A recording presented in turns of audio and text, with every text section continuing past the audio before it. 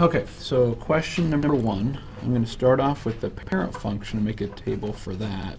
The parent function, I'm going to leave out, sometimes we left the a value in there.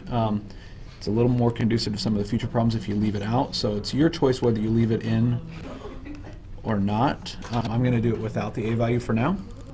So then I'm going to use the -1, 0, and 1. 4 to the -1 is 1/4, or 0.25. 4 to the 0 is 1, and 4 to the first is 4.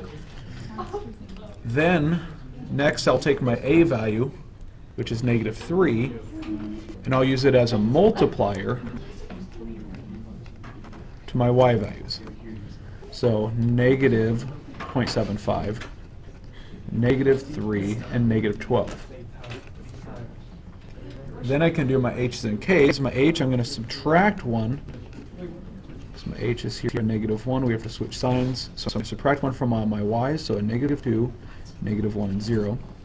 My k, you don't switch signs, it's a -2, so I'm going to now subtract 2 from all my x, or from all my y's, so -2.75, -5, and -14. I'm not going to bother putting 0, -14 on the graph. I don't have enough for it, but I'll do the other ones. So -2, -2.75. It's about there. -1, -5. I do want to put my asymptote. There's a horizontal asymptote here at -2.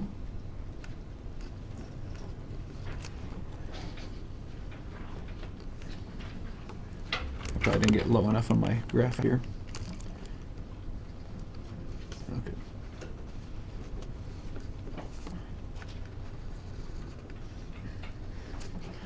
Okay, so this is growth. 4 is larger than 1, so it's growth. It's going downward, but it's still growth. 2 points, I have them up here in my graph, so on my chart.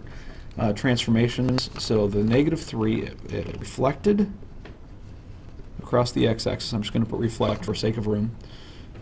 It's stretched vertically. I'm going to put stretch just for sake of room as well. And I know it's stretched because 3 is larger than 1. And then it went left 1.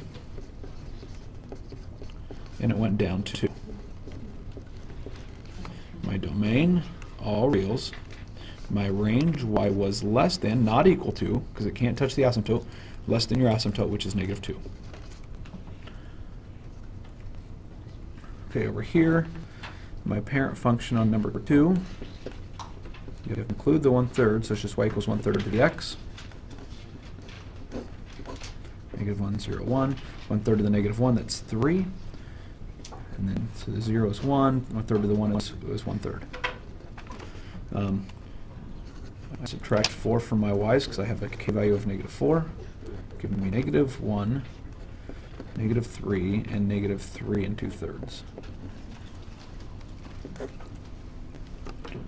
So -1, -1, 0, -3, and then 1, -3 2/3. -4 is my asymptote. Oops. Y equals -4. So I'll put that on my graph as well with a dashed line.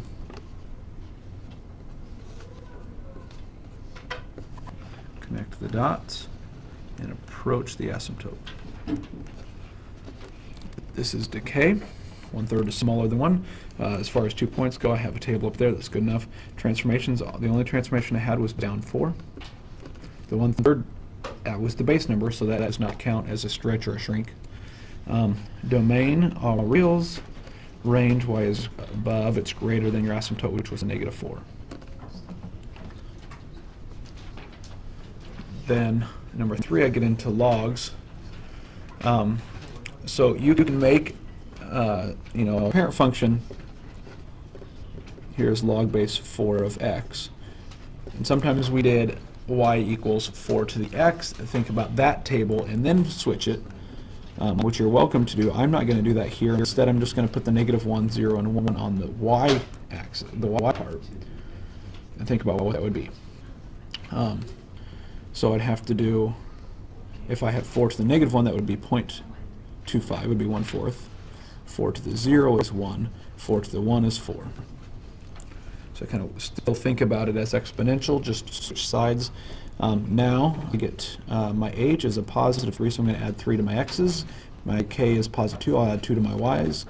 So 3.25, 4 and 7, 1, 2, and 3.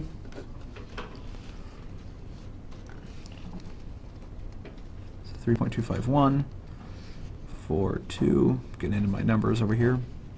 And then 7's off the graph, so I won't bother with that one. This one's going to have a vertical asymptote. So you look at your h value, which is a positive 3. So x equals positive 3 is my vertical asymptote. So approach your asymptote, hit your points. 2 points. I've got my table, so I'll put that up here. My transformations, I just went left 3. Sorry, right 3, my bad.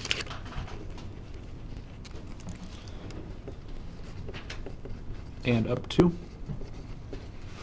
Domain, x was to the right, so it was greater than my asymptote, which was 3. So x is greater than 3. Range is all reals. Okay, number 4, I don't have any transformations, so I can go straight into my table. Since it's log, I'm going to put my -1, 0, and 1 on my y side. So 2 to the -1 and 1/2. 2 to the 1, or 2 to the 0 is 1, and 2 to the 1 is 2. So 0.5, -1. Oh, sorry, I don't know why I went negative. Sorry, 0.5, -1 will be right here. 1, 0 is here, and 2, 1 would be up here. My asymptote did not shift, so it's at x equals 0. So it's right here on the y-axis. So approach that and hit the points.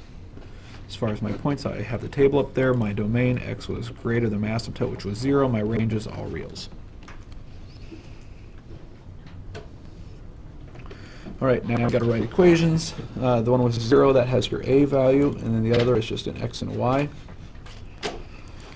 So my y is 81 equals my initial amount of 256 times g, or whatever letter you want to put here for the growth factor, to the power of x, which is 4. So I'm going to have to divide by 256. I'm going to leave this as a fraction.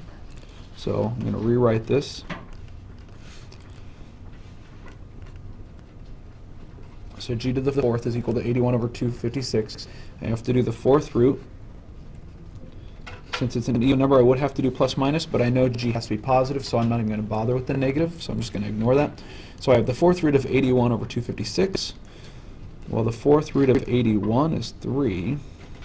The 4th root of 256 is, oops, I think 4. Let me just confirm that. Yeah, 4. So g is 3/4, so now don't forget to write the equation. So you go back to y equals, leave your initial value in there, which was 256, 3/4, that's to the power of x. I don't think it asked me if it's growth or decay, but 3/4 is less than 1. It would have been a decay model if they did ask you. Number 6, we've got an a value of 144, and then we have an x and a y. So just repeat the same steps we just did. 21609 equals our initial amount of 144 times g to the power of 4. So divide by 144. So now I've got g to the 4th is equal to 21609. So that's getting kind of large. So we might need a little bit of help on this one. I'm suspecting that 21609 actually simplifies. So I'm going to check that first. 21609 over 144 does simplify. Should have checked that before doing my 4th root. But it's 2401 over 16. That's good because I can do the 4th root of 16. 4th root of 16 is 2. 4th root of 2401, I'll have to check that out. Now that's 7. So we get 7 over 2 for our g value, so our equation, y equals our initial amount of 144 times 7/2 to the x. There's our equation.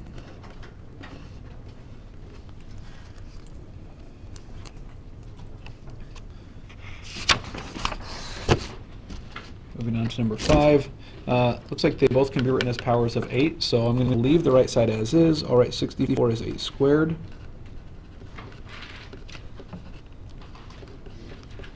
So on that left side, 8 squared to the 3x becomes 8 to the 3x, or 8 to the 6x. Now I have the same base numbers. I know that the exponents have to equal each other, so 6x has to equal 2x minus 3. Subtract your 2x, I get 4x has to equal negative 3. Divide by 4, I get negative 3/4. It's part of an exponent, so there's no domain restriction there. We're just fine.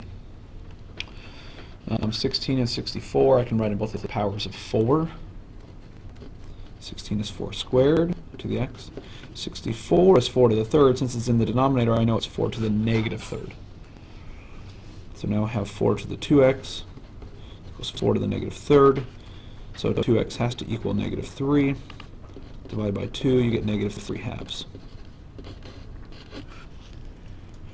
Number 7, you can write them both as powers of 9, so I can leave the left side as is. Over here, 81 is 9 squared. Since it's in the denominator, I'm going to call it negative 9 to the negative 2. Don't forget to distribute there on that right side. Negative 2x minus 4. Now we can drop the bases, so I know that the first exponent has to be larger than the second exponent. Add my 2x over. Add my 2 over. Divide by 3. So x has to be greater than negative 2/3. There's no domain restrictions because it's an exponential problem. So there's my answer. Number 8, we're just rewriting in exponential form. So 2 to the negative 4 is equal to 1/16. So all we have to do is just rewrite it. Number 9, we rewrite it in logarithmic form. So it's going to be log base 10, which is a common log. I don't need to write the base of 10. So log base 10 of 100 equals 2. Now, down on the bottom, we evaluate. 4 to some exponent is 256. That we already talked about up above. That was 4. 4 to the 4th power is 256, so 4 is our answer. 2, I want to get to the 1/8. I have to take it to the power of 3 to get to 8, and this is in the denominator, it's negative 3. So 2 to the negative 3 is 1/8.